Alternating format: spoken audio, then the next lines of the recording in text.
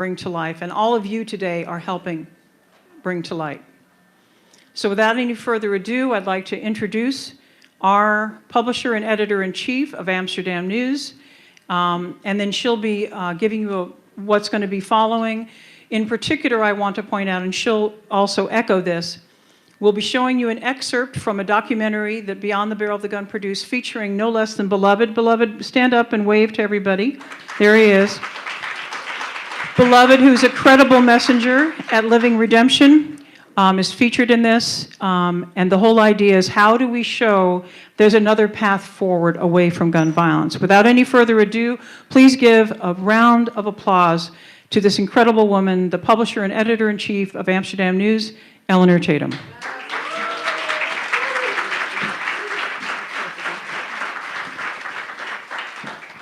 So thank you so much for being here today. So this is our first in-person convening, and we're so excited to have you all. Siobhan is correct. This is a passion project of ours, and it's not a project. It is more than a project. It is a mission.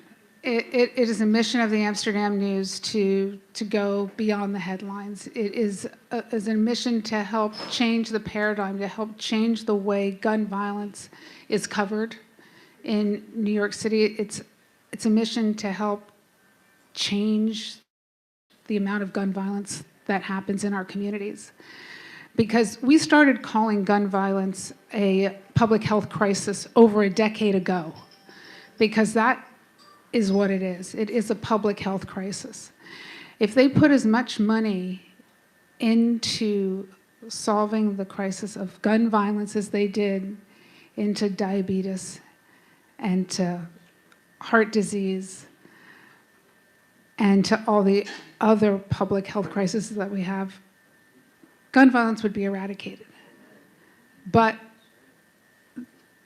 they just put it into other things that they think are going to cure gun violence, but just end up incarcerating our young men and don't actually solve the problems. But we think there are real solutions to the problems of gun violence. And they're out there. The people are out there. There are people that are making a difference. And we want to find those solutions and find out how we can amplify them and see what we can do to help change that paradigm and help move that needle so that we can keep our young people safe, and our older people for that matter, but keep our communities safe and make our communities safer and change the whole idea of having young people have to live with PTSD and generational trauma, because that's no way to have to live. And those that do have it, to get the treatment that they need so that it doesn't go on for generations after generations after generations. So we've got some great panels today. We've got some great people that are going to be part of it, and I'm just very excited to have you all here, because this is the beginning of the solutions. And we've got people that have been working for decades on these issues. And I hope a decade from now we don't have to be doing this. And let's hope that we can make that vision a reality. So with all of you coming together to continue these discussions, we can work together to make that a reality. So thank you so much for being here today. And are we going to roll this yet, or?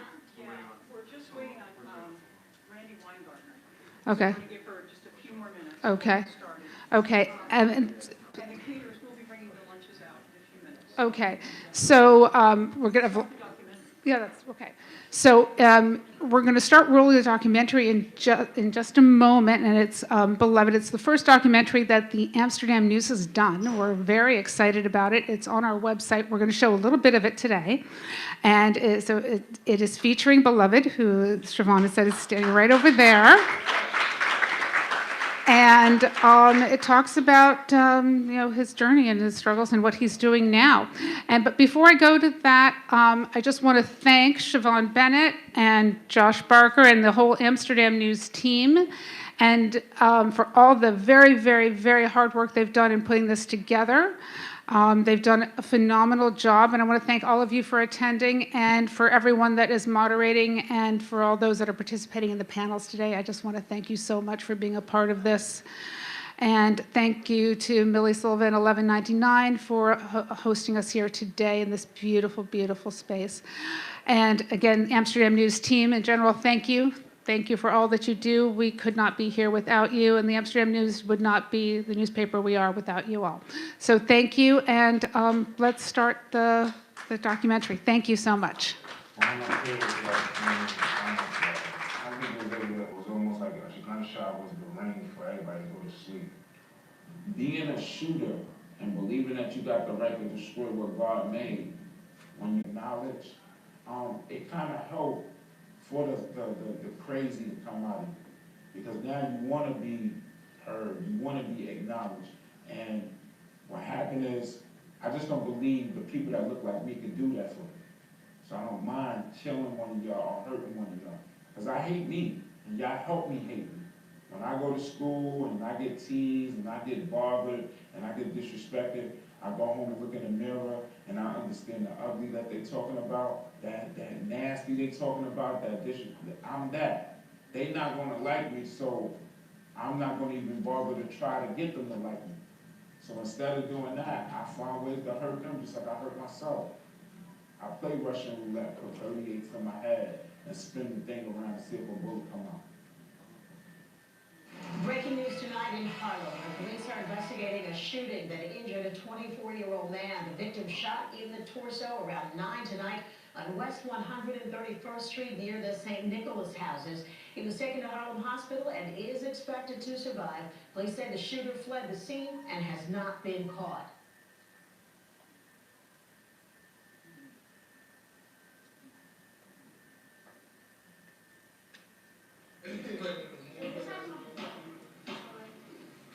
This happens all the time.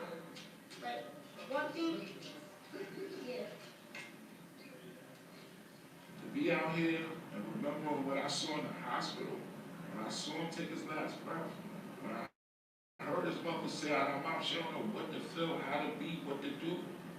When I saw my brother putting his hand up in the air, he calling on Jesus, calling on God. Man, no mother should have to bury their son, man. No good guy like him should have bullets in him. So I didn't think somebody could be this wicked and so awful. Trying to shoot him in the head, shot him 2 times in the stomach, like, oh man. Yo, baby, he was a good baby, man. He was the guy when you coming outside and you feel like your life is boring and you thought about killing yourself and you don't want to really do it. So what you'll do is talk to him. Because he'll make you see things around you that you ain't seen before. We're going to mess with him. A lot of us going to have to represent him in many ways. Being that he's not going to be here physically, but spiritually, he still exists. He still got a family that we got to take care of and we got to help out with. Why we not worried, why we not in an uproar about any life being taken by gun violence or violence, period? And I think the problem is because it don't become personal. See, this one is personal. That's my nephew. I remember when he was a baby. You just can't let this go as a thing that didn't exist or once in a blue to talk about. There's got to be a conversation everybody having.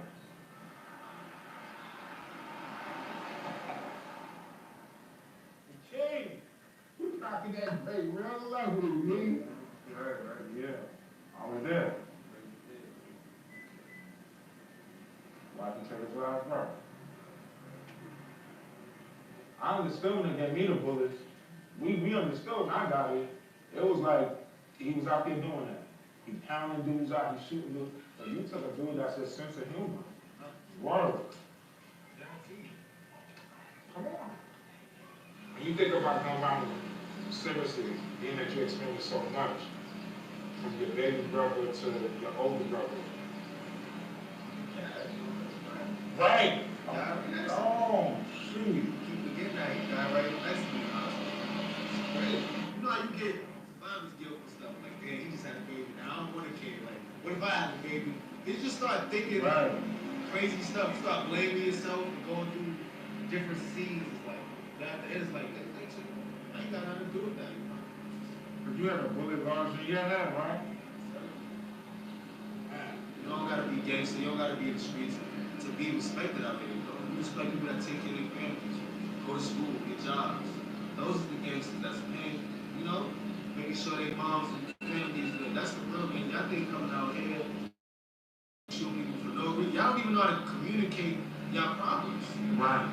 Y'all mad over bumping, stepping on my shoe. You don't even know how to speak. It's like, if they know how to speak or even box and take the ass over there and move on, it'll be alright. They scared to lose out here. Everything is world star, YouTube. So you can't take an L. You gotta shoot this person out. You need to know it's bigger than that, man. I love it changed my life in so many ways, just as far as thinking, understanding the consequences for things. Like, I speak to him, I call him for problems, you know, that he been through or might have seen, and he helped me solve a lot. Even since I was 10 and up, I come to him, ask him for something, he put me on. He always was there. He never gave me advice to, oh, go rob this person, go. He had me think, like, you know, it can go this way, you do this, and it can go that way, you do this. So that's one thing I always, even if he was on bad time, he never stirred us wrong. He always made us think. He always kept us focused. He never wanted us to be like him. So that's one thing I always great. Like, the hood was different when he left. Like, he had this hood, military, youngins, everybody was for everybody. Once he left, it became every man for themselves. So that's like, he definitely was a blessing, especially for me. I still call him, ask him for advice, favors to this day. So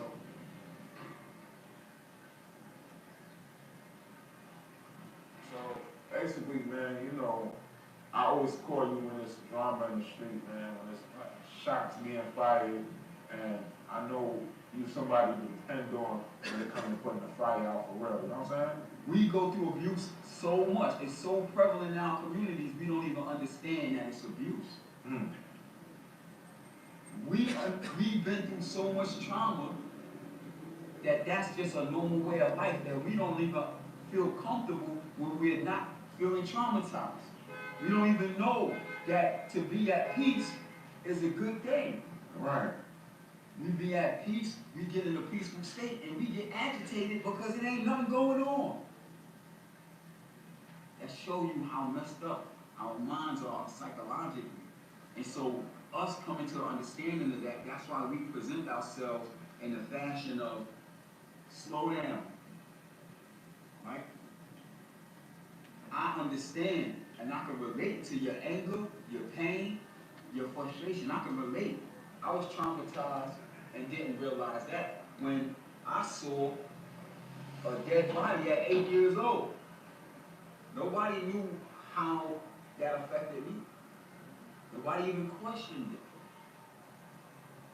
They didn't know what was going on inside my head, that I began to have a preoccupation with death. And what happens if a person dies?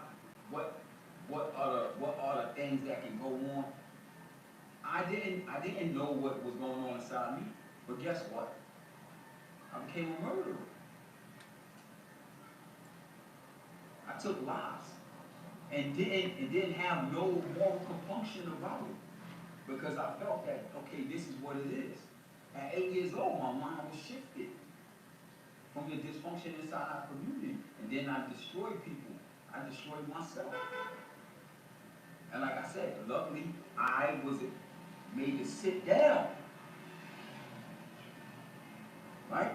And I started realizing, having to come to terms with why I look at things like that, why I feel the way I feel, or why I don't feel things that other people say they feel, why I don't feel them for that. Peel the layers back. Why I act like I don't feel that. There we go. Please, a round of applause for Forrest.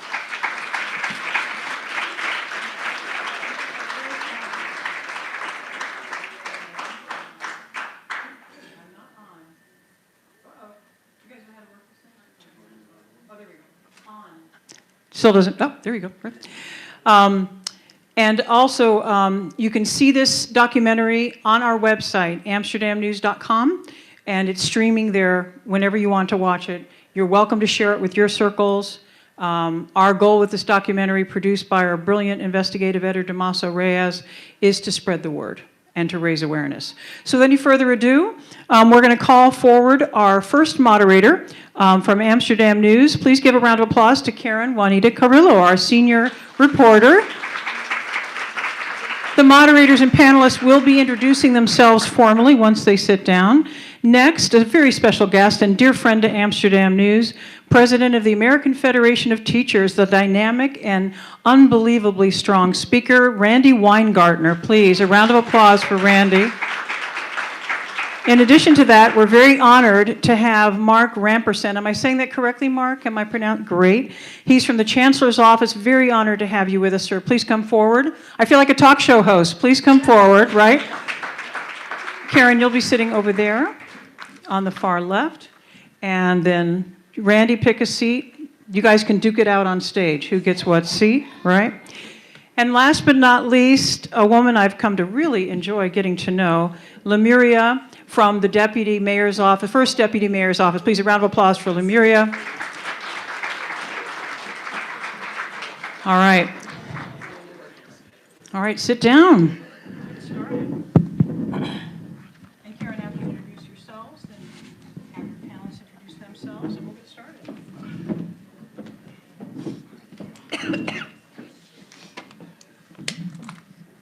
Hi, I'm well. How are you?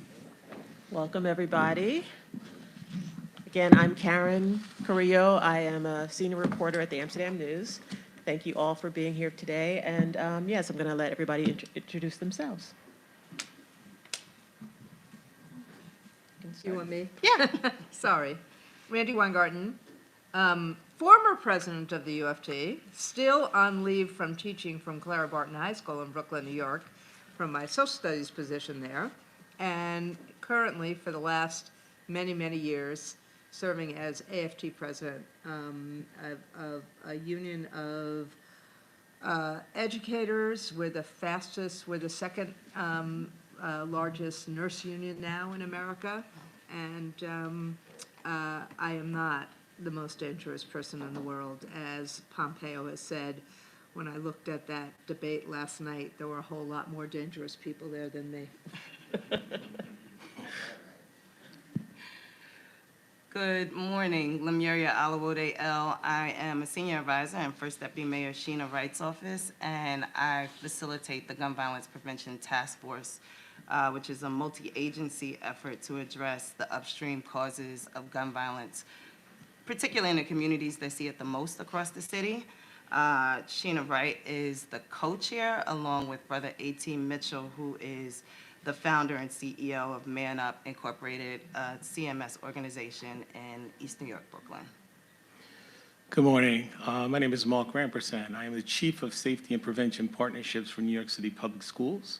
I oversee all 1,800 schools as it relates to safety and security. I liaison with all law enforcement agencies, and I should say every city agency, every New York City agency, work in collaboration with federal, state, local law enforcement.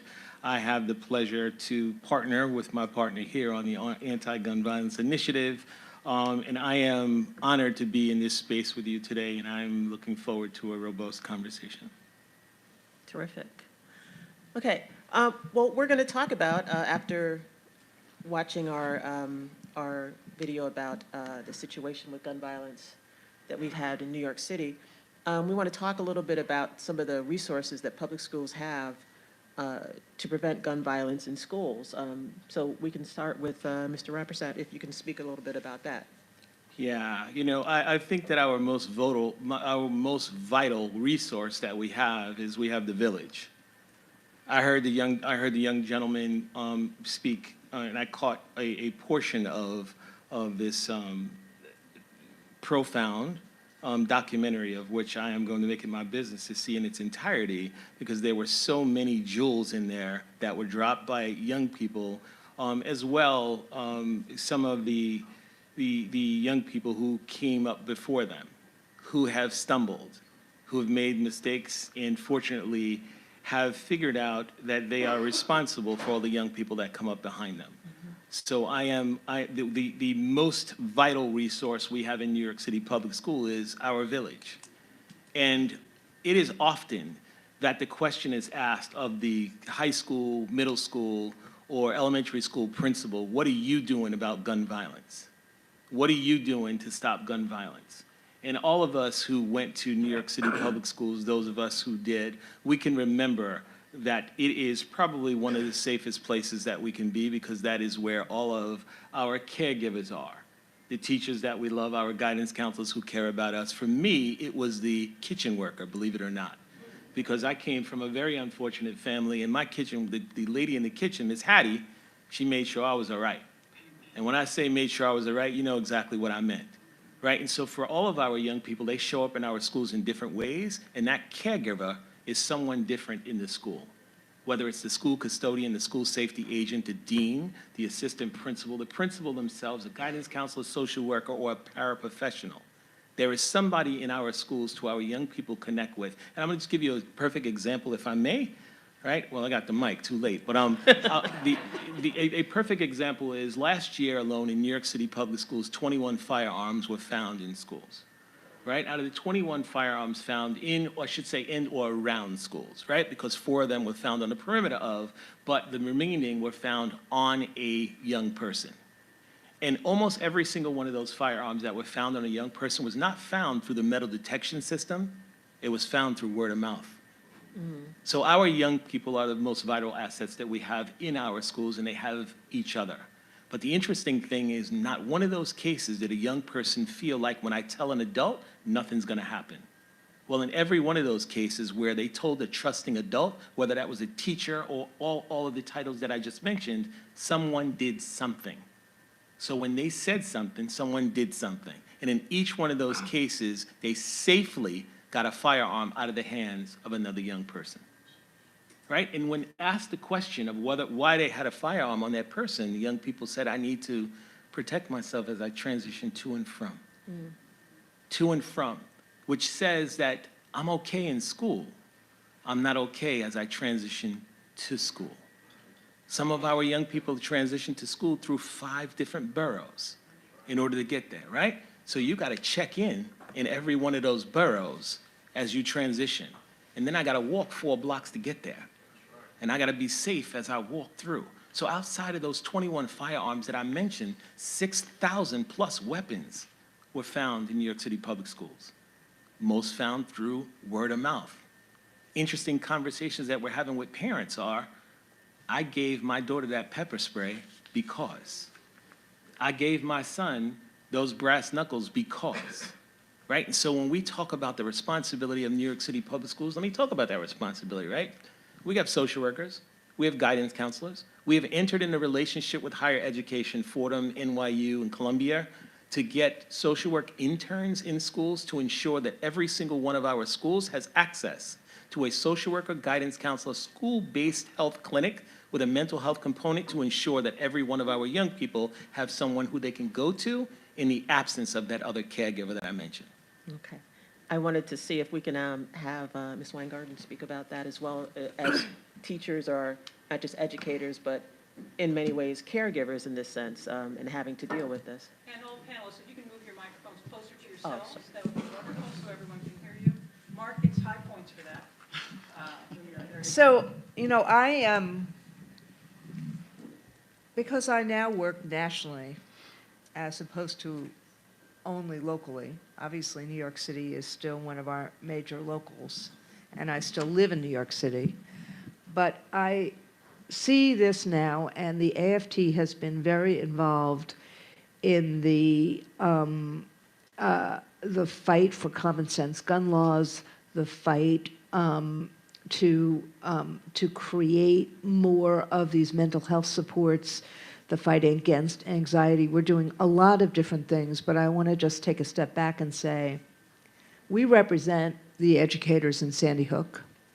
We represent the educators in Parkland. We represent the educators in St. Louis. And I remember the day that Audrey Chasin was shot dead in a drive-by in the Bronx, a teacher in New York. And I really remember the day one of my kids, I still am a trustee in the Uni Prep Charter School, which I organized years and years ago, and one of my kids was shot dead by a drive-by in that school. I say this because when you get that phone call about teachers and kids dying in school because of a gun, of an assault weapon, you never forget that day. I never forget that day after Parkland. I never forget that night after Sandy Hook. You never forget. I never forget that day in St. Louis when that teacher was killed. You never forget. And so that is part of what drives me and our union to doing this kind of work. And the bottom line is, and I think Mark is right, schools are safer than most other places when it comes to gun violence. But the terror that a parent or anyone goes through when you hear about a Uvalde just so completely overcomes any of the data. And so that's just the reality.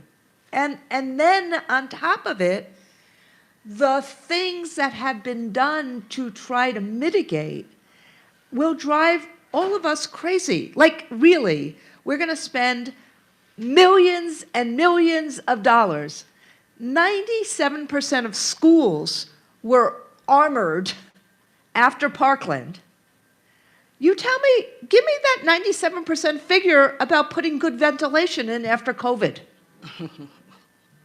And who made the money when they were armored? And then all of the avert and all of the things that kids now go through in terms of the drills and how we've had to change them so that those drills don't re-traumatize people. I mean, the bullets, the pretend bullets, all of that. And I'm looking at Mark because we've all gone through all of this over the course of the last 10 years. So obviously, we have to have some drills, but we can't traumatize people. We have to do some armoring, like, the different kinds of things without making schools armed camps. But the craziness of, okay, in COVID, you got to open the windows. However, because of gun issues, you have to close the windows. So what the heck is a teacher or principal supposed to do in those situations? So this is why we get back to, let's deal with root causes. Gun violence is a public health emergency. This is probably what you were about to say, too. According to the CDC, 316 people are shot every day. And gun violence is the leading cause of death of children and of teens. The leading cause of death. So that's why we fight for things like common sense gun laws. And frankly, if you look at New York, even though, some of those laws have been struck down by the US Supreme Court, remember the one that's 100 years old was just struck down. But even without that, New York, with the strong regulations, have half the yearly gun deaths as Georgia, which do not have regulations and is twice its size. So or New York is twice the size of Georgia, sorry, my bad. The bottom line is, the new, not so new, post-Uvalde bipartisan law that the president signed has had some help. The new office in the White House will be helpful because it will create more transparency. Common sense gun laws, safe storage laws do help. A ban on assault weapons will help. And we have to do all of the things that Mark talked about for a lot of reasons. We have to do that about violence, but we have to also do that about making sure that we stop kids from being obsessive about these devices, and we have to really focus on loneliness. So all of the mental health supports, which is part of the AFT's, also the AFT's Real Solutions campaign, or the UFT's push for community schools and all of these things, all of these mental health supports and the village is really important. But the bottom line is we have to do both. We have to do the mental health supports and we have to have common sense gun prevention or gun violence prevention laws, and we have to have the transparency so that people see what's going on. All of those things are important. It's not an either or, it's a both and. And I just want to jump in because I do think the village is what's extremely important. And so while what happens in schools is absolutely important, but our children have to travel from home to schools, sometimes very far. And so we want to make sure we have the supports in schools, but some of these supports are reactive and not proactive, and we have to start at the root causes, right? We have to start at the root causes, and we have to address some of those root causes. Then we have to make sure we have the right messengers, right? We got to make sure we have the right messengers, that everything is not there's no silver bullet to solving this. We've got to be comprehensive. No pun intended. Right, yes, no pun intended at all. But we've got to be comprehensive in how we address it. And so while the mental health supports are extremely important, critically important, making sure we support the parents is critically important. In the video, the brother talked about PTSD in our community. Our communities are going through it, right? And a lot of it roots itself in poverty, quite frankly. But then the ripple effects of that are seen throughout not just what youth are experiencing, but also what the adult experience is too. And so I think in terms of the responsibility, absolutely there's a responsibility to keep our children safe in schools, but the responsibility doesn't end there, right? We all have a responsibility to make sure our children are safely traveling throughout the city, and they're safely living in community as well. And I think that's something that certainly this administration is focused on, but particularly the Gun Violence Prevention Task Force, as we're touching all the agencies, and it's why me and Mark get to spend so much time together, because we appreciate that it's not just the school's problem, and it's not just the youth problem as well.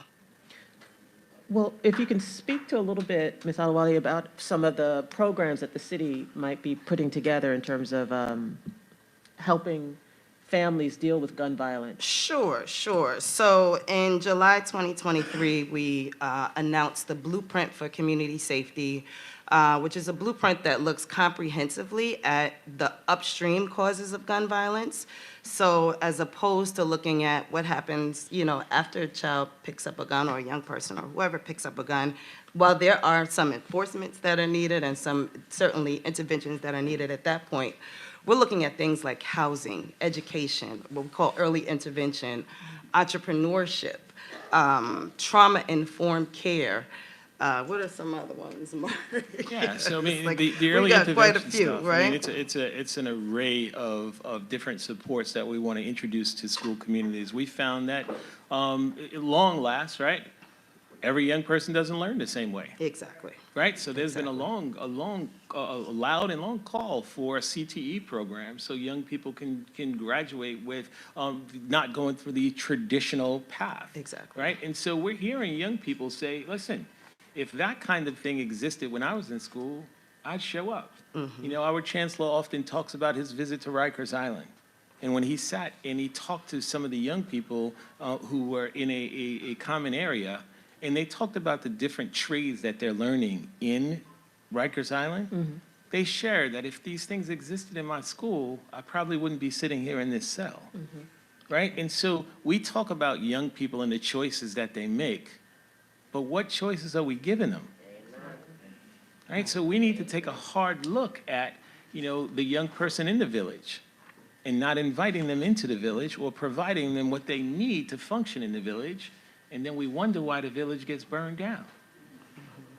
Right? I didn't have a choice. I didn't know what else to do. I am only acting in the environment that I see. So when I see violence, I'm not sure how many of you picked up on the young lady who said, this always happens. This happens too often. Almost like you're prone to it. But interestingly, for me, what jumped out for me outside of the fact that it was normal for her was the fact that she had a scooter in her hand.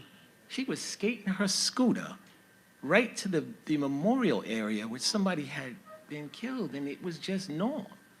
Normal enough that regular day, she was allowed to go outside. Someone was just killed. She was allowed to go outside and get on her scooter.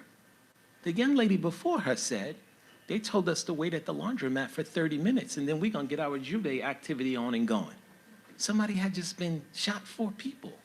This can't be our community norm, right? And it's enough, like we say it enough, right? So if we all agree to just have steak, we'd all have steak. If we all agree to save our communities, why can't we do that? And why can't we do that well? We have all of these forums about gun violence and let's stop it, let's stop it, let's stop it. Then who's going first? He went first. That man standing on the corner in the morning greeting people as they go to school and go to work, and ex-offenders are stepping out to say, I learned my lesson now. I need to talk to these young people about we're competing with social media that says, put as many likes up as you possibly can and you are going to get umpteen, and they're doing the craziest stuff that you can imagine. Right? We're talking about firearms. We're talking about kids surfing on top of trains. This is what they need to do to get their CTE experience. I got a better one for them. Like, let's reach out to folks like Google and others, right, who are responsible for exactly this, and figure out different ways by which we can engage our young people so they don't feel compelled to pick up this, right? So they are acting according to the environment that they're in. We need to show them, we, collectively, the village, and the village doesn't absent anybody. Anybody. I don't care if you harmed the village, you are still welcomed in the village. Because the very people, by way of credible messengers and violence interrupters and all of these CMS providers that are now getting an opportunity to serve their city, they have stepped up and said, I'll be first. I'll go first. I'll go into the school and talk to the kids. I'll go in the corner and talk to the kids. And when everybody's running that way, when the gunshots are fired, I'll be running toward the gunfire. Right? This gentleman, he's done his time. And when I say he's done his time, he realizes that what I did was horrible, and I got to pay back to my community by way of educating all these young people to not to make the choices that I made. It's easy to say, don't touch the hot iron because you're going to get burnt. There's an immediate, one thing about our young people is they think it can't be me. Spoke to a group of high school students the other day, and what they said was, don't waste your time on me, brother. Go to the little guys. It's too late for me. I've done true damage. It's too late for me, right? And our responsibility is to the community, and I'm going to keep on saying that while I'm here. It is the responsibility of our village to take care of our village. And our small villagers are looking at each and every one of us to see how we take care of the village. And if we're only taking care of our small piece of the village and we want to keep it away from everybody and we don't want that to be, don't worry. They're going to take care of you, right? Because your piece of the village that you kept to yourself, that's going to be mine, right? So it is our collective responsibilities. And while we're up here talking to you, I want to present this as talking with you about what you already know. And while I look in the crowd and as we speak and all of you are shaking your heads, you know, right? I'm not a professional in any part of this. I'm just a member of the village doing my part. And when I'm asked a question or a mic is thrown in my face about what am I going to do about gun violence in my community, my question is the same. What are you going to do? What are you going to do? I'm up here. I'm doing my part. I'm out in them streets every day. I'm talking to young people. I'm going to police precincts and trying to get second opportunities for young people, paying for attorneys for young people who made bad choices, getting to schools and getting them into the right schools because the school that they're in, the pressure is real. If they've been incarcerated for 3 months, how do we expect them to keep up when they go back to their school and they have not received the academic rigor that they need to keep up with their peers? How do you show up in your school the next day? Outside of the fact that everybody in the community knows you were in jail for a firearm. So you've harmed the community. We don't want you here. I'm sorry. I'll tear this mic up. I You might see you're on it. I see you're on it. Thank you, Mr. Representative. You wanted to add something? So, and maybe it's because I'm old now, but I'm thinking about how do we create systems to do what Mark just said, as opposed to doing it individually. And it does take a village, but the village has to have some systems. And so 2 systems that I would suggest, and I'm going to go back to the bipartisan bill that Biden signed last July, has a lot of money for community prevention efforts.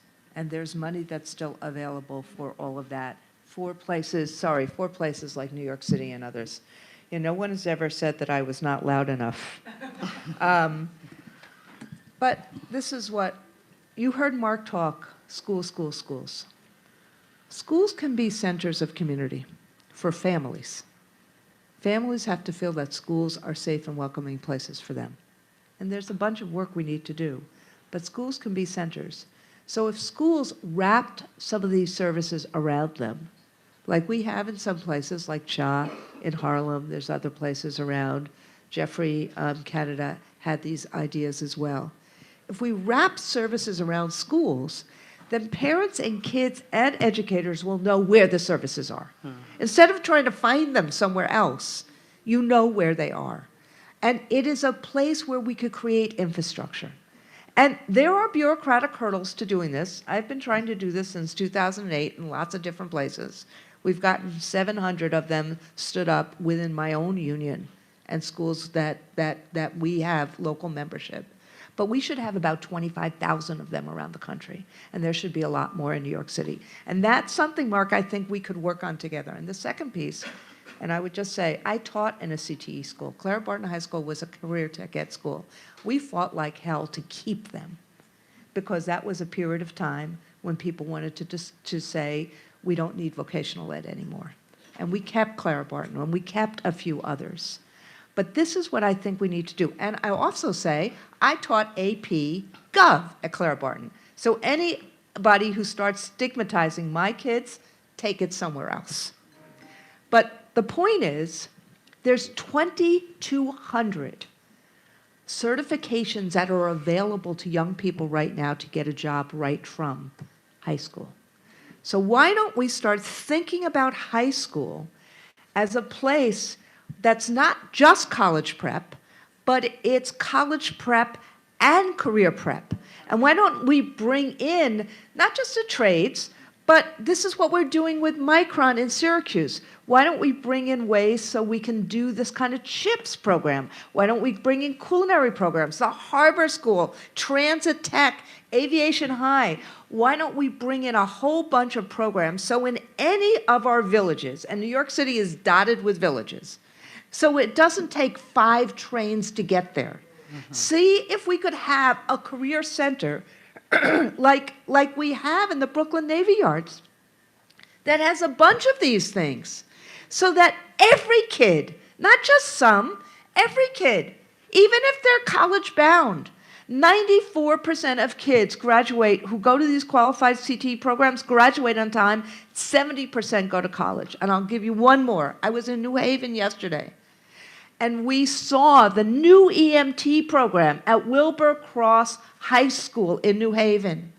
The kids that are going there, they are going to get their EMT credentials when they graduate from high school. You know how many kids who are in that program today said to me, and you can Google these stories from yesterday, said to me, I want to be a nurse.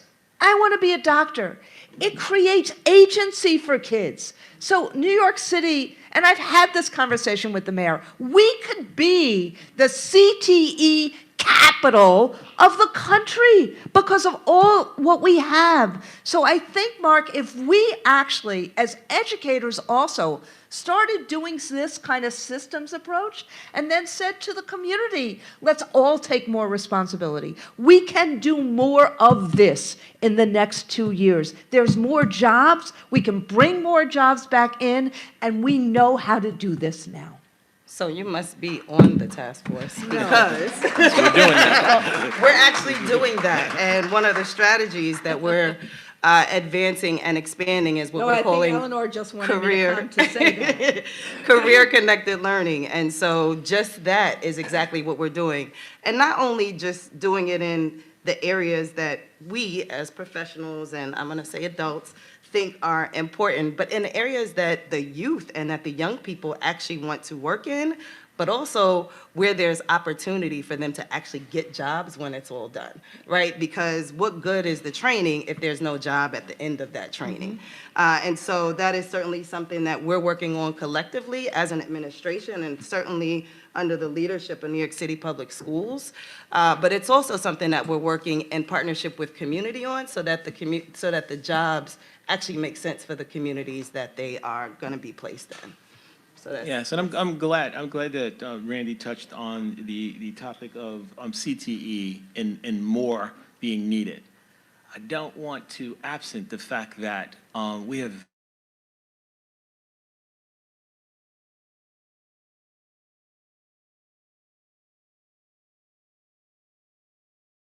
school called the FDNY school. Kids graduate with their certifications, they graduate and they become EMTs, and the FDNY EMS are their instructors. When you look at aviations, these are kids who get flight time. These are kids in high school who fly planes. And by the time they graduate, these folks are certified pilots.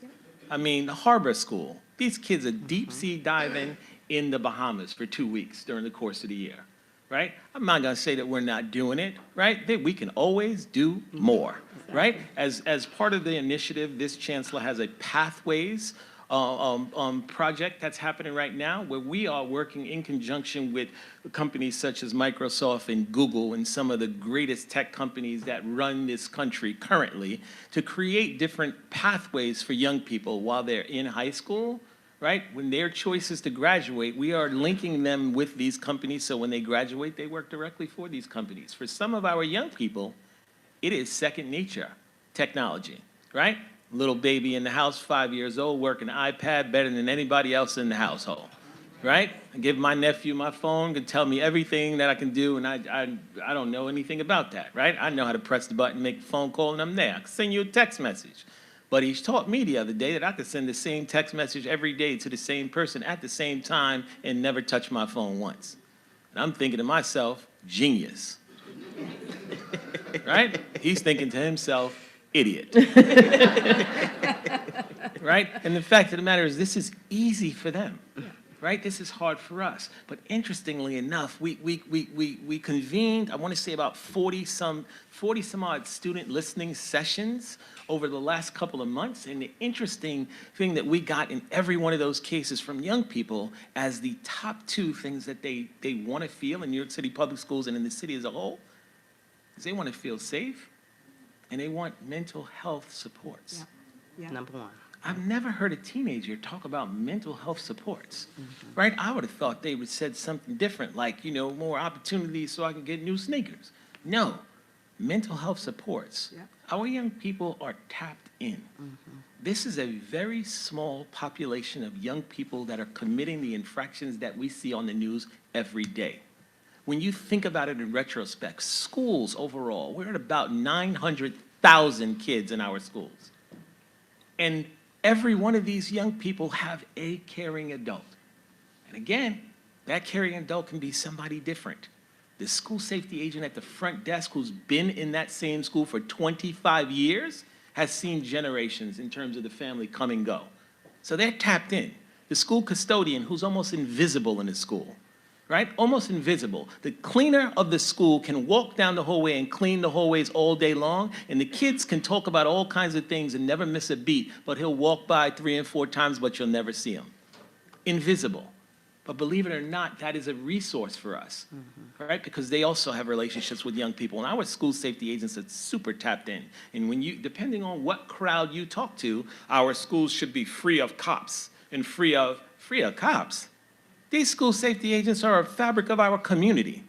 They are mothers, they are fathers, and they are about 70% women of color. Right? So when we talk about safety and security in school, just because they wear a uniform and they sit at the front door, when you watch them call young people by their names as they transition in, families by their names, and they're hugging kids and kids are hugging them, that is the emotional safety. That's the emotional safety. And you don't have to be a guidance counselor to ensure emotional safety. You just have to be a person who cares.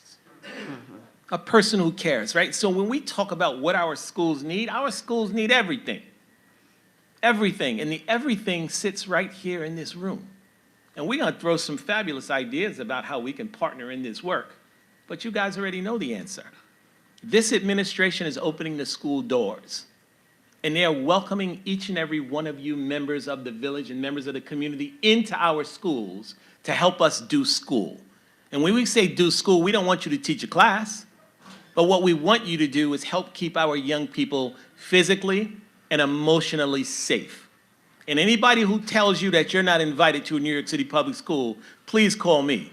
I'm not gonna give you my number, but please call me, right? Because the doors are open, and if we keep talking about the village, then open the door and let the village in. Well, it seems like, I mean, from what you guys are saying, the schools are going to be taking on a lot then. 100%. They are. have to. And we're expanding the use and the time that school buildings will be open so that the community can come in. Schools are in session for a certain amount of hours, for a certain amount of days per week. All that other time, there's community space that's available for CBOs to come in, to provide programming, for mental health resources, for adult education, for all kinds of things. And so what we're doing is opening the doors to those schools so that, you know, it can be available for the community, and the community can be there for the children and families. We've got the most real That's what we call estate. nationally sustainable community schools. Sure. And we're trying to do that nationally in lots of different places, because the school should be the gem and the unifying place of a community. And people have to feel welcome to come in and be there. It's interesting because I recently did an interview with someone who spoke about how the church used to be that, or your religious place, but now we're making this, our education temple is the place. I mean, Well, you- Let's you think can't- about community institutions, right? You can't, well, we shouldn't have to separate the two. The church should be a place as well, as should the mosque, as should the synagogue, as should, right? So yes, these institutions are pillars of everybody's community, Right. no matter where you're from, and they should be available for the community to use. They're gathering spaces, right? It's not an either or. Right. It's just a matter of, and, you know, there are lots of communities where the church is still the central place in a community. But there's lots of, but what I'm arguing, and I think, you hear it from the administration as well here, is that the school can be a natural place, but we have to make sure it's welcoming. Sure. And we have to make sure it's opened. And if we wrap services around so that it becomes a place that unifies a community, where people feel welcome, then ultimately we'll all have our eyes on our kids, and our kids will feel that we are a community that supports them. Sure. Just think about it. I mean, when has there ever been a time where court-involved young people were able to provide services in a school? Right? The minute you got arrested, you were incarcerated, you paid your time. The minute you came home, nobody wanted anything to do with you. Worse less, have you run a program in a school, we don't want you near kids because you made some mistakes. Well, you paid that debt.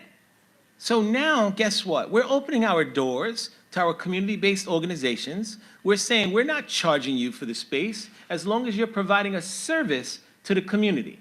Now, don't get me wrong. We're not opening all 1,800 doors, but we're going to open some doors in communities and allow for the community to provide a service to the community. We're not going to charge you for the use of that space as long as you are servicing the community. You're not charging the community for the service that you're providing. So if you're running a financial literacy program, or an adult education program, or a mediation program for young people, arts and activities for little kids on Saturdays. I was talking to somebody the other day, and he said, I'm gonna run a Zumba program so that I can give, teach people better health. How do you care for yourself? Wellness programs, right? I went to see his program on a Saturday. My man was in the park, and he had 55 people out there getting it, right? Guess what? What do you do when it rains? People can't take care of their health. We can't run the program. Guess what? It don't rain in schools. Come inside our gymnasium. It's available for you for use, and here it is, right? And so for the first time, we are putting our money where our mouth is, right? And we're saying to all of those people who are out on the corner, like Street Corner Resources, Elite Learners, Man Up, Not Another Child. These are community-based organizations who never had an opportunity to work directly with young people in schools, right? They were frowned upon. But this is the first administration. Not only did they say, let's open a door, they put $15 million behind it. So we have an initiative called Project Pivot, where we're working with 144 community-based organizations. We identified 250 schools around the city to receive services ranging from mental health supports, counseling, and safe passage and safe corridor. while these adults are standing outside while the violence is occurring and trying to intervene in their community to ensure safety for their young people, they're being told you can't come in. No, you can come in. We welcome you in. And we want you to talk to young people about making better choices. We want you to talk to young people about your experiences so that they don't make the same mistakes. Jay-Z said, I did it so you don't have to. If we can all be so lucky, Well, right? I know people are going to ask, how do we get in touch with you guys in terms of being able to access that? Glad you asked that question. Why don't you tell them about it? Yeah. I'm happy to share my contact information. I have business cards, and it can, be shared broadly with the participants. But what I would say is, while all of this is available, we also want to make sure we're doing coordinated work in community. Right. And so we have, needs assessments, we have asset maps. We're really doing the research, digging into the data to understand what currently exists in community, how we can build partnerships so that people can work together, so we're not reinventing the wheel where things already exist, and how we close gaps where there is no programming or where there is no resource. And so a lot of that work is happening right now, and some of the work is actually kicking off right now. But, so while all of this is available, and we certainly want to hear if you have a program, certainly if you're in a community, and I want to be clear that the task force is looking at the 6 communities across the city that experience it the most. Yeah. We don't want to spray and pray. We can't afford, we don't have the time to just say, we're going to do everything and hope something sticks. Right. We're going to say, we're going to run into the fire and try to put it out really where it is before it ignites other places across the city. So I am happy to connect with anyone in here or any of your colleagues and resources to talk about what it is you do and what do you think you can do, and see how there's an opportunity for us to partner. And what we're doing on a national basis is we just gave out 50 grants to locals across America on this Real Solution campaign, so that where we're saying, put together a real literacy program, put together a real career tech ed or experiential learning program with parents and with your administrators and whatever, put together a community school program that wraps these services around on the line, and we'll give you a grant. So we did that for 50 groups, and then the second set of grants is we have something called a Parent Institute. And in October, we're giving another 50 grants worth this one was about $500,000, the next one is $1 million. So we're going to have about 100 grants out there. The next set is parents and teachers together doing the same kind of thing. So we're going to have this year 100 grants around the country trying to seed these programs, sustain or scale them.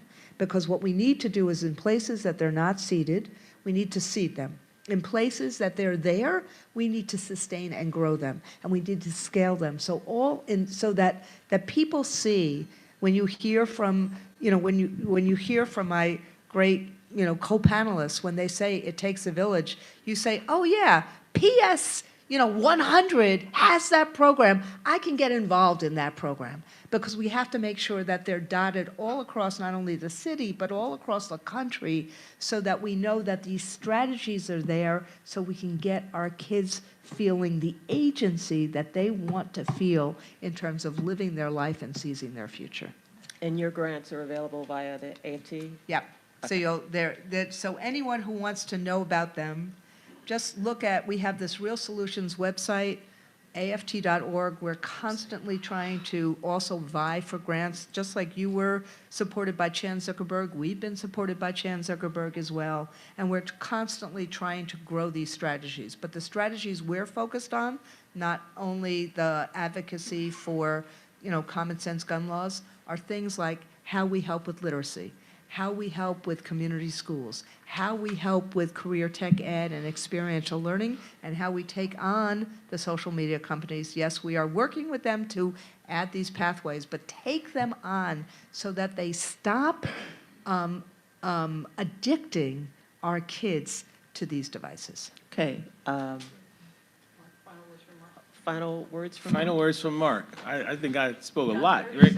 30 seconds. So 30 seconds. You talked about the church being the center of the community. right? And for us, we believe that it is exactly that. It's not one or the other. But for us, during the course of the academic day, you are trusting us with your most precious commodity, and that's your children. For us, the school is the center of the community. And what is the responsibility and who are the responsible adults in our community? We want a partnership with the community. We want a partnership with our local precincts through the community affairs. We want to partner with our school safety agents. We want to partner with our business owners. We absolutely want to partner with our houses of worship.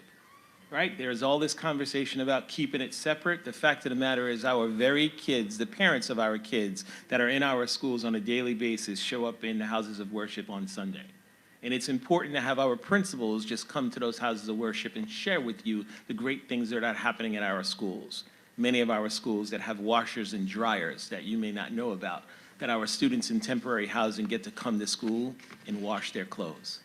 Many of our schools that have food pantries where they pack a bag of food for the parents, the young people to take home to their parents. I talked to you about Miss Hattie. Well, somebody recreated Miss Hattie by creating food pantries in many of our schools to ensure that young people and their families get a chance to eat. I appreciate the opportunity to be here before you, and I am definitely an accountable member to our village, and I welcome each and every one of you to join the village.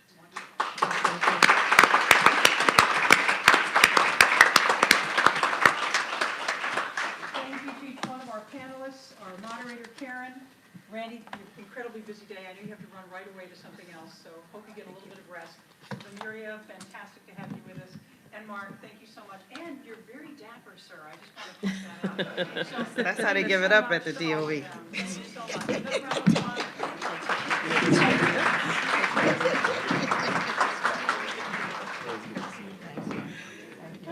Next, we're going to have our health, the impact of gun violence in Black and brown communities on health, healthcare, and healthcare workers. Oh, thank you.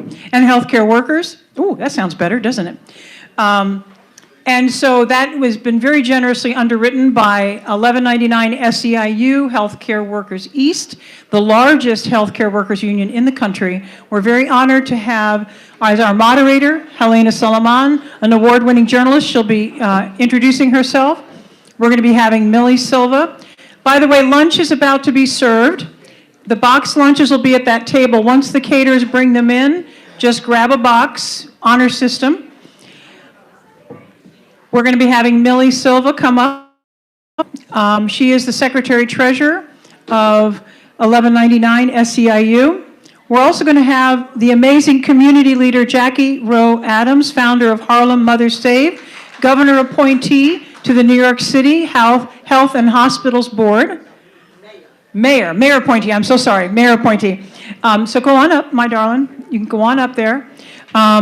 And last but not least, we're going to be having a dear friend of ours at Amsterdam News, Dr. Heather Butts of the Columbia Mailman School of Public Health.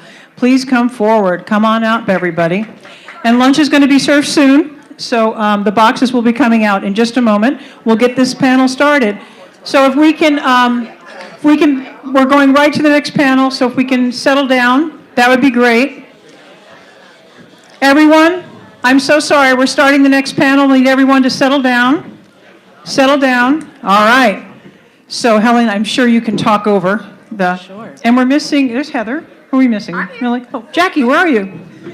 All right, darling, up you go. Jackie's popular. I often joke at an Amsterdam News, I'm the diversity, I'm the token white chick at Amsterdam News. So here we go. I'll give you guys back your microphone and we'll get started right now. Okay, thank you so much. All right. Hello, everybody. Good morning. Yes. Can everyone hear me? Everyone in the back, can you wave? Tell me. All right. I love it. Okay, engagement. Look at that. Good morning.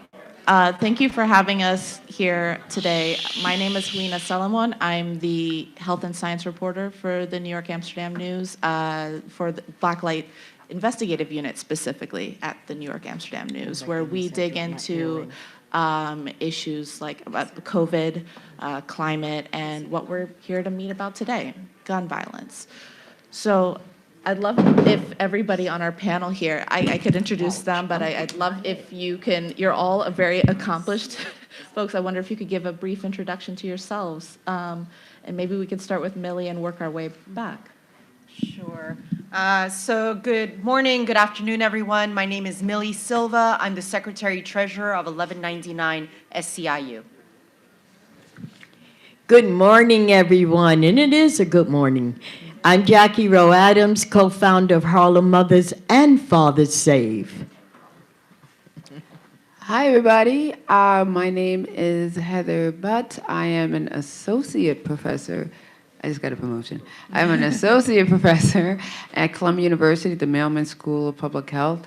And what I'm super proud about is I'm a special correspondent for the Amsterdam News with their Black Light division and also their COVID Mythbuster division. So I'm sure we'll talk about that more later. And I get to work with this wonderful person. Oh. I also want to thank everybody all of you who are here and attending and, dedicating your time to dig into the different slices of this really big, really complex problem. And everybody who's streaming too, we have a webinar going, a live stream going, so we can get this out to as many people as we can. In talking about gun violence with healthcare, and healthcare workers, I wonder if I could start with Millie. It was mentioned earlier that we've seen a rise in gun violence. In the last 2 years alone, it became the leading cause of death for children. COVID played a part in that rise. And I wonder if, to Millie, the pandemic saw a burnout among a lot of us, but also with healthcare workers and with worker shortages. I wonder if we could start in the hospital and healthcare settings by asking, how are healthcare workers in the union navigating these public health crises together? A pandemic, gun violence. Can you talk a little bit about how it's impacting the people who are working in those halls? Sure. I think oftentimes when we're asked to comment about the pandemic, one of the points that we make is that for 1199 healthcare workers and all healthcare workers in New York and across the country, the situations and the conditions that they were facing predated the pandemic, right? So issues around their ability to have enough caregivers along their side to be able to give the patients the quality of care that they wanted to be able to give was already a challenge.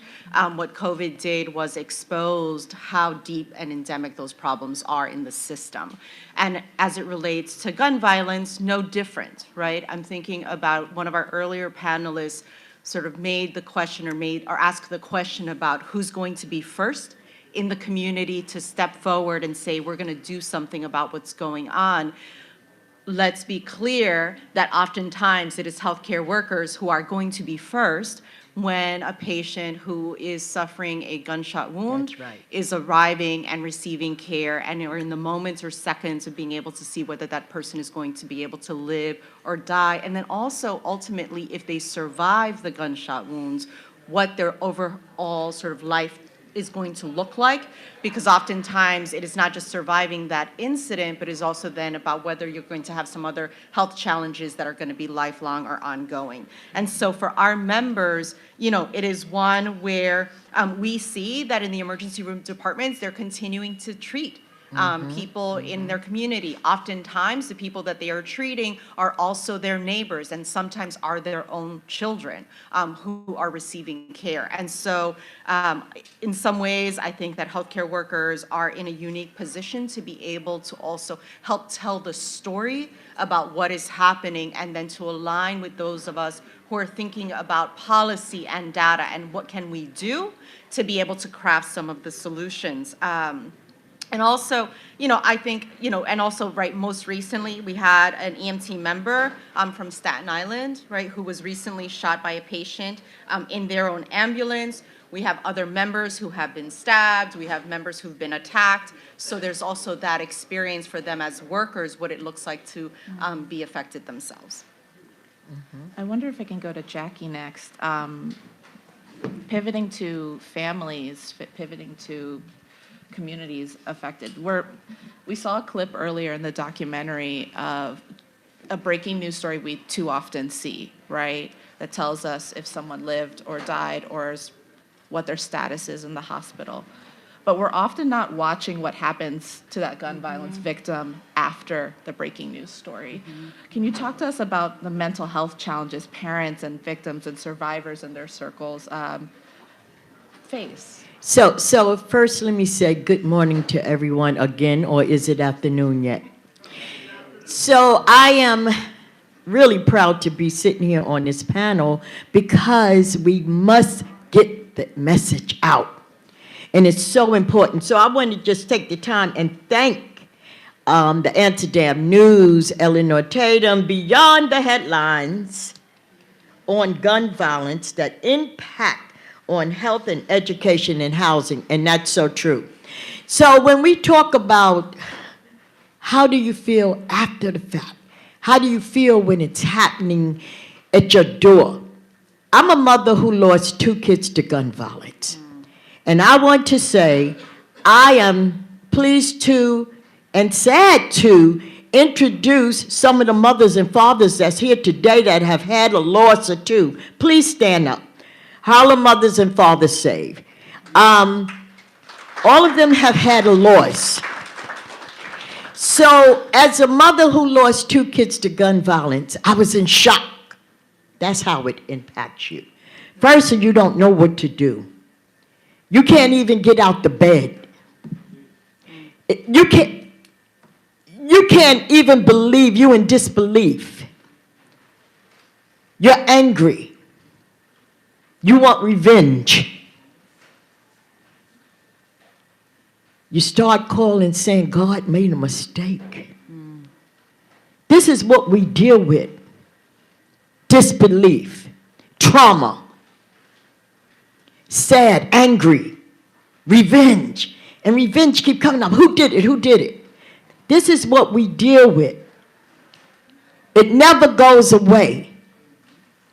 These are the reactions, and to this day, I am still in shock with my second son, and it's been 20-something years. So for a mother or a family to get that call, and when you talk about going to the hospital, the first thing you feel, when that gunshot comes, when you hear my son got shot, the first thing you think about is he's dead or she's dead. That's the first thing you think about. And when you talk about the families, when they come to the meeting, I don't know what state of mind they're going to be in. And that's why we have that support group. They need support, because I can't say to you, oh, I lost my child, and you say to me, oh, I know how you feel. No, you do not know how I feel. And that's why we have a support group. That's why we have to have people to deal with that pain and hurt. Yes, the healthcare workers are great because they help heal you, but they don't really know the pain of the parents and the families. And that's where that mental illness come in. Because we got families and fathers that wanted to kill themselves. That's the first thing you think, oh, I'm going to join my child. We're dealing with that stress postpartum every day. We got parents right here that is still in disbelief of their child. And they want to commit suicide, but they know that their child wouldn't want to see that happen. And really, we think about that. What would my kids say? What would my kids say if I did that? And they're in heaven. They're in heaven, but that's how we thinking. Because they're still with us in spirit. So that's what we go through, and there's so much more we go through with the hurt and pain and imagining that we see our child, he's there or she's there. When you wake up in the morning, they're standing by the bed. You're so used to them being there. And this don't go away. We laugh, we cry, but we move forward. I remember I said enough is enough. That's what made me start this organization, Harlem Mothers and Fathers Save. Who's giving our kids these guns? Who's putting these guns in these kids' hands? And when you think about that and you talk about that and you know your child and got killed and we feel nobody care. Nobody's doing anything about it. They go in jail and they come right back out. So we're talking about anger, we're talking about pain, and we're talking about stress, and that's when it becomes mental illness. We are in trouble, people. Let me say that. You know why? Because it's still going on. It's me today and you tomorrow. It's still going on, and it takes all of us, and as we talk, you're going to hear that. But that's what the parents go through. That's what the families go through. We need that support from the churches. We need that support from the families. We need that support from the community. And as we go on, I'm sure we'll talk about more. And from systems. And, you know, I think now more and more people are acknowledging that gun violence is a public health crisis. It is not a public safety crisis.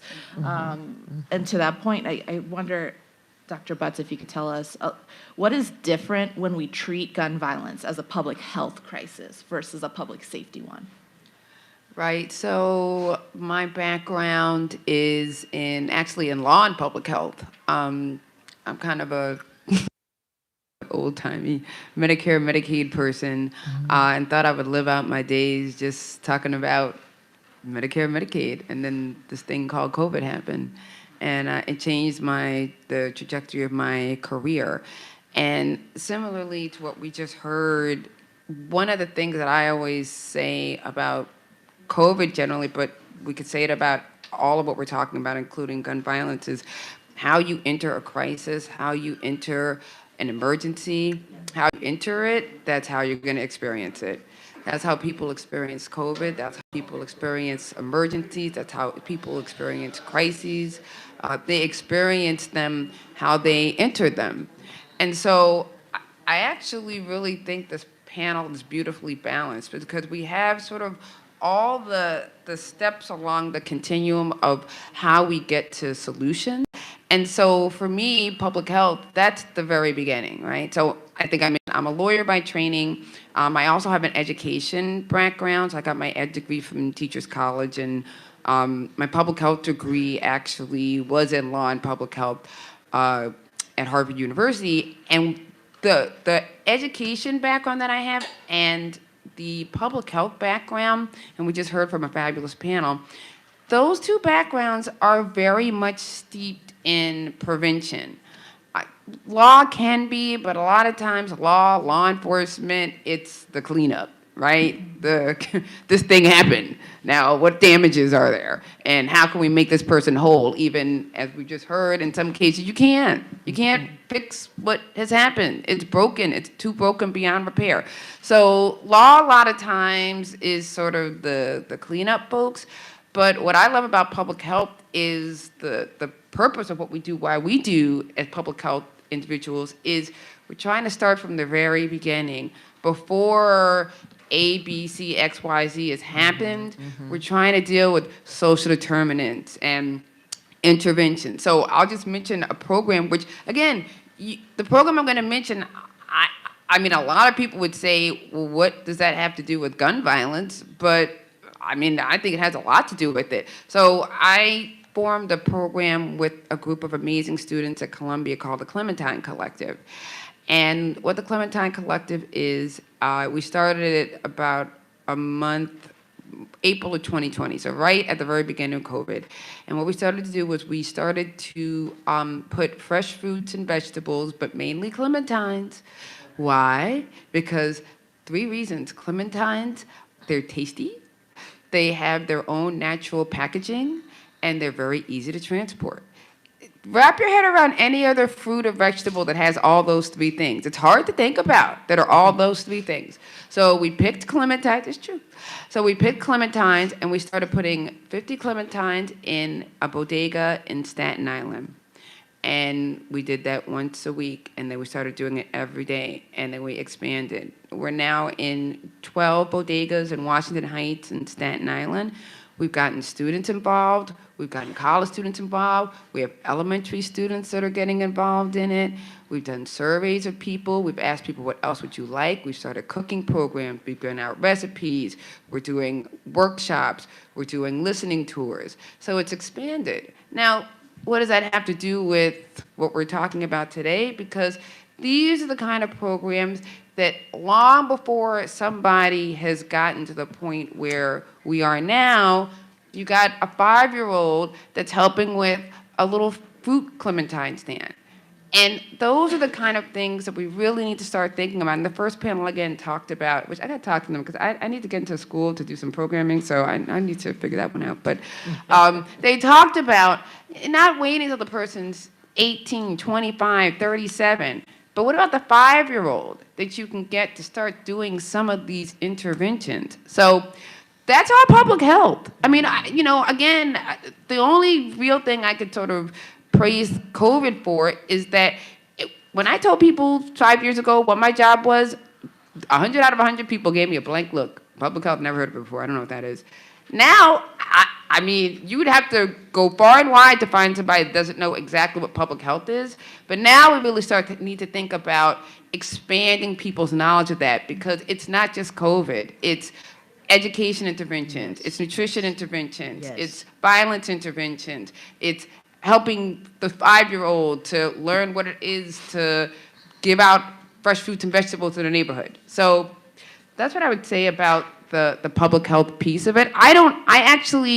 There's a really amazing researcher, Deborah Parthos-Stith, who made her career doing just this, looking at gun violence and violence as a public health issue. To me, it's completely intertwined. I don't actually see it as I can't unsee gun violence as a public health issue. And hopefully, as we think more about that and as we talk more today, we can think about some real solutions, because that's obviously where we need to go. To that point, our world's healthcare, community, public health, they don't always talk to each other. They're not necessarily working in conjunction. I wonder if, and maybe while everyone, as we go along, feel free to think of, if there are questions that you have, that you've got brewing, take a note of it. I'm going to try to make it. So I just want to jump in because you said something very interesting. Thank you. First of all, gun violence is a public health issue. Gun violence is a mental health issue. Because when my families and they come to the meetings, some of them are getting ready to get put out. Because they've been so busy crying at home and worrying about their loved ones that they lost, they can't even pay the rent. Right. They can't even keep up with the bills. Right. Okay? So that's mental. That's mental health. And public health is killing them when they stand on these lines trying to get their Medicaid and welfare. Okay? So it's a very serious issue, and it's especially if you had a loss and you just lost your child of violence. And let's not only say gun violence, let's talk about violence. Period. Right. So it is to me, and it is, in different ways. It's a health issue and it's a mental illness. And it has been swept under the rug, and it's time for us to take it from under the rug. So with each, So let's talk a little bit about that. How can community-based organizations, healthcare institutions, public health, in all the lanes it lives in, how can we work together to see us building on each other's strengths and leveraging what each of our parts are in preventing gun violence? I wonder if, and I'll go back to Millie, but first, but are there solutions, are there responses that you're seeing working? If examples come to mind, I'm curious to hear from each of you what some of those examples are that you could share. Yeah. I mean, I'm going to start with what I just heard and learned from Ms. Jackie, which is that your own personal experience propelled you to take action in then building community and a space for people who are having a similar experience, needing to find healing and also needing that support. And it reminds me, and it's something that I share with folks in the union all the time, we are multifaceted human beings, right? So, and again, I'll sort of come back to an example of some of our own members. So I want to speak names, right? There's a woman, her name is Dorinda McDougall. She's a certified nurse's aide who worked providing care in the Buffalo community, right? So she's a healthcare worker, she's a member of 1199. She's also a woman who lost her own son, who's 25 years old, when he was the victim of a gun shooting, right? And so because of that experience for her, she understood, as a healthcare worker, I know what it looks like when someone needs healing from that kind of an incident. As a mom, I understand what it now feels like to experience that loss.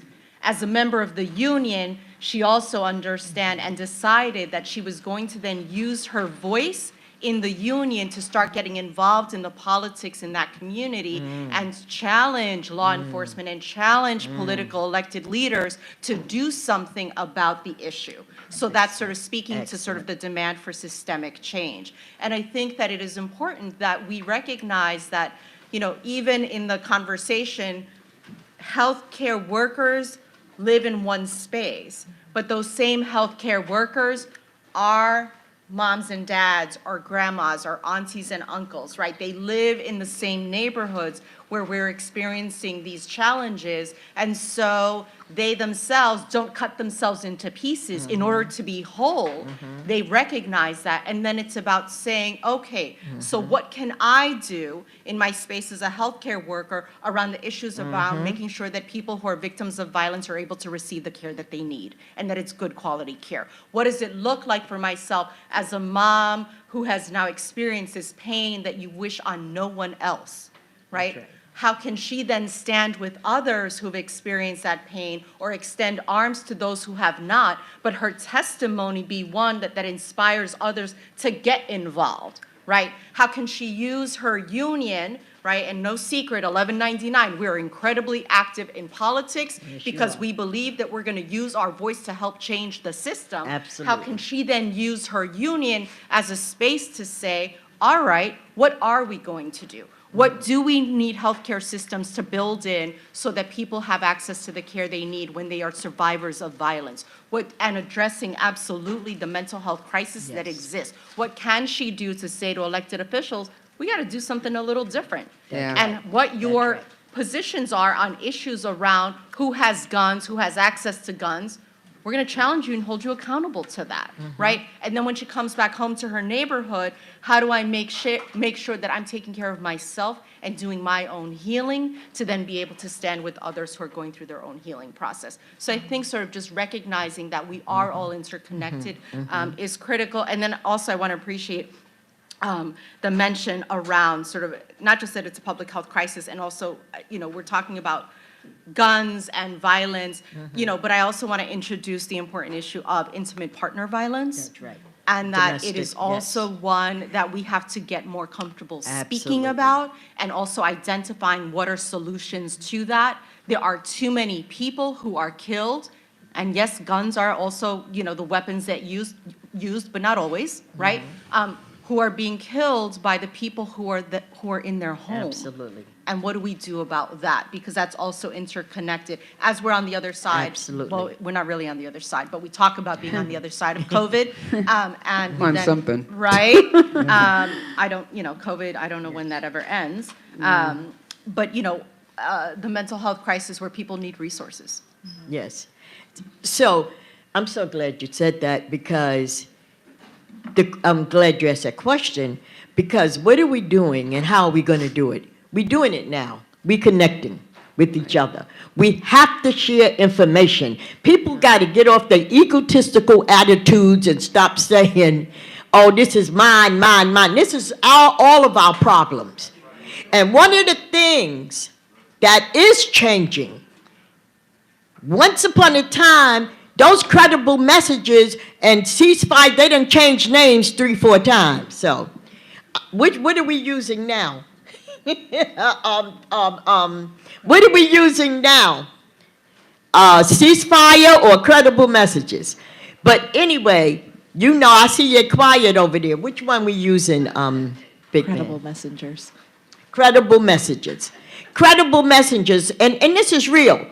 We are working closely together now because before they wouldn't work with the police. So I'm gonna tell you something, a lot of these murders and gun violence have a lot to do with the separation of ceasefire, okay, and others. But let me tell you, the police play a big part in this, and all of them are not bad. When the police are shooting us, we all, like thousands and thousands.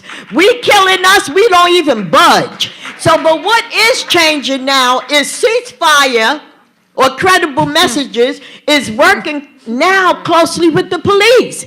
And they now are in the schools, okay? That wasn't happening before. So it is some change. And how could we change? See the doctor here. See that we have to share information. Yeah. And that's what's going to make the difference. To that point, I want to leave time for a question. We have 3 different talented, accomplished women here in different worlds. Is there a question from the audience we could take? Yes. So I'm Johnny Patterson, and I'm a member of Mothers and Focus State. I heard both panels, and I'd like to ask the professor who has experience in both public health and law. So one of the areas I think that really seems to be neglected, or maybe I'm just not aware of it, there are parents, young parents seem to be getting younger and younger. And for me, that stands out is because I watch and I listen as I travel throughout, and I listen to how they communicate to their young children. And the coping skills of the young parents are not what I believe they need to be. For example, I hear the person at their children and stuff like that. I'm wondering, and I'm not, this is not an attempt to put it on all young people, so I don't want anybody to think. But I think it's important that there's a lot of resources that are contributed. Yeah. Because they seem to be getting younger. Yeah. What do you pass it on if you're that young? You haven't learned anything yet. So- And it seems to be, that's where a lot of our struggle is that we have parents, someone talked about it takes a village. That was true when I came up. If I walked down the street and I said something bad, it didn't have to be my mother. It was somebody in the community that would correct. You cannot do that today. So what I'm hearing, Mr. Patterson, is how can we better resource parents, especially young parents who in a position from a Okay. Because I think that's a part of the breakdown. yeah. Right. Yeah. Well, for asking. I mean, I love that question. It's it's a good reason. I'd like to talk to you afterwards too about what I'm going to say. It's a good segue to me talking for 2 seconds about the nonprofit that I founded called Health for Youth. Health is an acronym: Health, Education, Academic, Life Skill Training, Help for Youth. I started it because I used to do a lot of K through 12 work, and when students would get to high school, they'd graduate, I would ask the organizations, what happened to little Bobby, right? They're gone from our organization. We don't know what happened to them. And so you'd have sort of 17-year-olds kind of roaming the earth with no one really knowing what's going on with them. This is the population you're talking about. And so I decided to start a nonprofit basically for students that had aged out of organizations, they had aged out of foster care, they were court involved. We now work with 91 partner organizations and 7,000 students a year in all 5 boroughs. Most of our work actually is in Staten Island because there's such a gaping need. We could talk about that for a while, but the need in Staten Island is, you can't imagine. Basically because it's the forgotten borough, so nobody can imagine because they don't know. But to your point, we found through working with this population that there are a lot of resource gaps, that there are a lot of young people that don't have what they need. I started a project called Public Health Ethics Modules, where I worked with a group of students and we put together modules. Anybody here is welcome to utilize them, that basically teach individuals who are not versed in public health laws and ethics about them. And you can go through the modules, we'll work with you on them, we can, bring them to your CBO, your organization, but we just found a lot of young people didn't even have a grasp of basic civics. I sometimes play that, the Schoolhouse Rock, I'm just a bill, yes, I'm only a bill. I play that in class sometimes because people don't know what a bill actually is. So, I think your question is exquisite. Yes, exactly.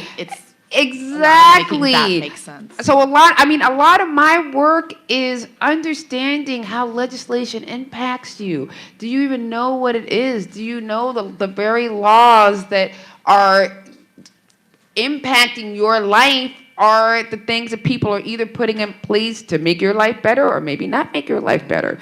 Do you understand it? So I think we have a lot of gaps. Yes. There's community-based organizations that can help fill some of that. But I think the theme of today is both the communication but the systems and working with each other and getting these young people into programs at 4, at 5, at 16. By the way, I don't consider somebody age 18 a lost cause. I don't, that's not how I operate.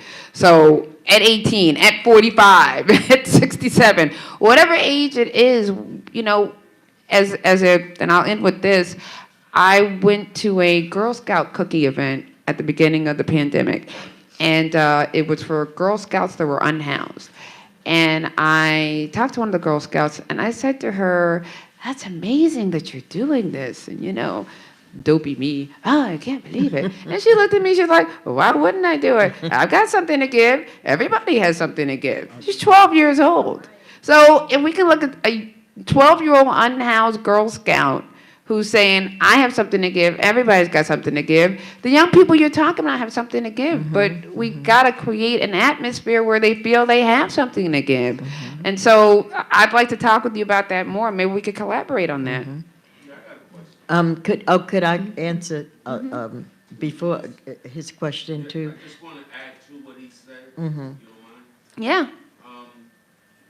It's not even a question, it's a statement. I grew up grounded. I grew up grounded in the church. My mom was in the church. And people went away from that. We used to have prayer in school. They took away that, okay? And it's like the Bible said, spare the rod, spoil the child. Now the government say you can't even discipline your own child, but they hold the parent accountable when the child is out of place. Now I'm seeing the younger kids, the younger parents, they rather be more their friends than a parent. That's How do you right. fix that? Right. And the only other thing I would say, and then I want to hand it over to you, is, I heard a great quote once that was basically, you have to stand for something, or you fall, right, exactly. And also, do you believe in something beyond you? And whatever that looks like to a young person, they've got to believe in something bigger than them. They have to believe that there's something beyond them. They have to know that after they do what they do, there's a higher meaning and a higher purpose to what they're doing. And if you don't feel that, An then impact of what they're doing. you end up how you end up. But I want to hand it to you. So I just wanted to say, I like the questions, but where is the black man? Where is the fathers? We talk about the mothers and we talk about the families, but we don't talk about the fathers too much. They're really missing. And that's what we have to bring back. And that's why a lot of these kids are out there looking for that man, for that message from a man, from that fatherly love. And that's have a lot to do with it. So yes, we have young parents, but where's the dads? And where's the black men to step up? You need to step up, black men. You need to step up. And so that's all I have to say, because I know it's a time thing, but I had to say that.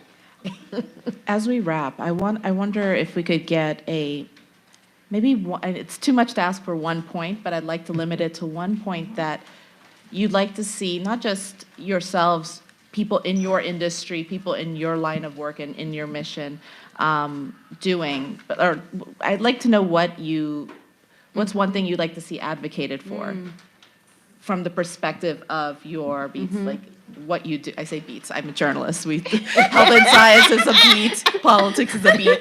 Sorry for the journalist speak. But can you tell us, like, what's one thing that you think, maybe not even just each of us could advocate for, but like the folks in the room, like something for folks to take away as a thought from each of your individual lanes? Sure. That we continue to speak about the question or the issue of gun violence within the context of naming it as a public health crisis instead of a public safety issue. The reason I say this is that when we say now public safety, too often what that means is law enforcement, and then we're talking about criminals where there are good guys and bad guys. And it very much then becomes about individuals. When we talk about public health, we are recognizing that there are other conditions that exist in our society, like poverty, right? Lack of access to a good education, et cetera, right? When we speak to those issues, then we recognize that yes, there are individuals whose lives are impacted by what is going on, but it is not their fault as to why they're in the conditions that they are, and that we need to actually have systemic change. COVID, no one's running around and saying it's your fault that you got COVID, right? It was something that happened to everyone here in this country and around the world, and we then had to figure out how we're gonna get masks and PPE to be able to protect people and manufacture a vaccine, et cetera, to be able to make sure people can prevent getting COVID, and now we also have to treat people for COVID. We have to think about how are we going to prevent and we're going to treat what is the sickness of gun violence in our country. So, I have a lot of takeaways.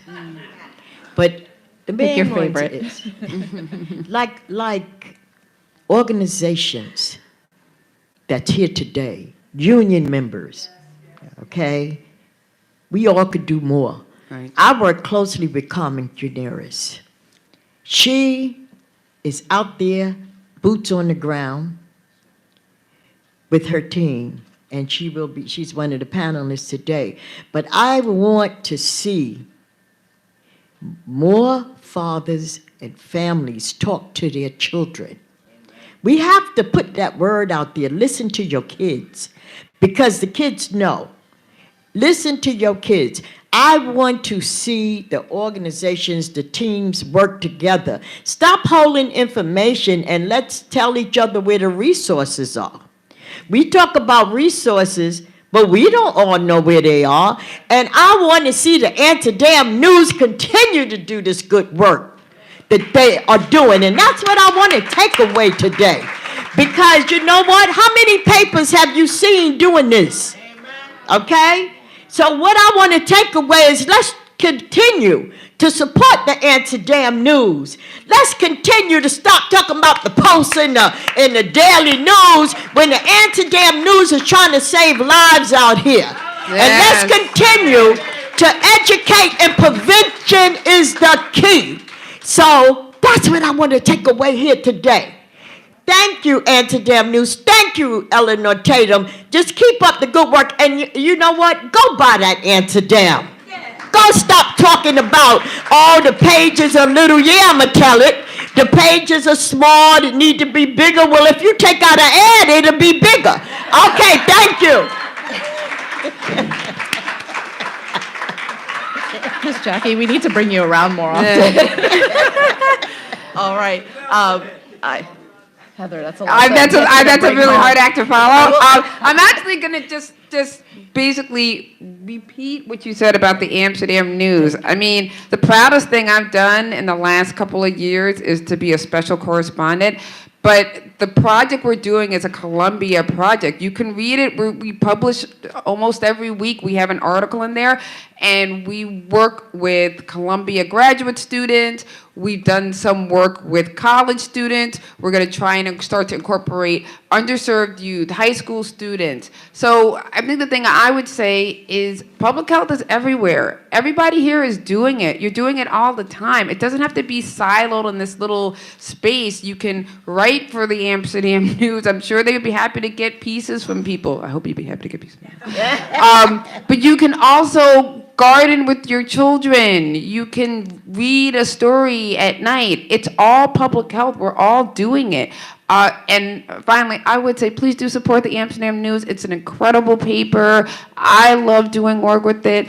I cringe when I think about the early articles I used to write, and the editors had to. I don't know. It's true. It's true. I mean, it's true. But No, you're great. I mean, we've really come a long way in terms of a lot of what we have done in public health, and so I think we need to just cherish that. Support places like the Amsterdam News, support each of us, and support the work that we are doing in the world of this great world of public health. Yes, thank you. Thank you all for taking a moment to talk about this huge issue. And thank you for the plugs. Really appreciate that. If you're looking at the front cover of the paper, just to reiterate what everyone's sharing here, you're going to see a story by gun violence reporter here, Shannon Chafers. She's dedicated to this beat. She's our, so in addition to health and science, where we're also covering it. That's her story. And every story we work on as part of, this is a physical engagement, a gathering around beyond the barrel of the gun. Yes. But the work is living in the paper too. Yes. And we want to make sure you're seeing it. It's aimed at root causes, it's aimed at the impacts on our communities, and most importantly on the solutions. So please turn to it. I'm glad you plugged it. Yes. Thank you so much for your time. Thank you.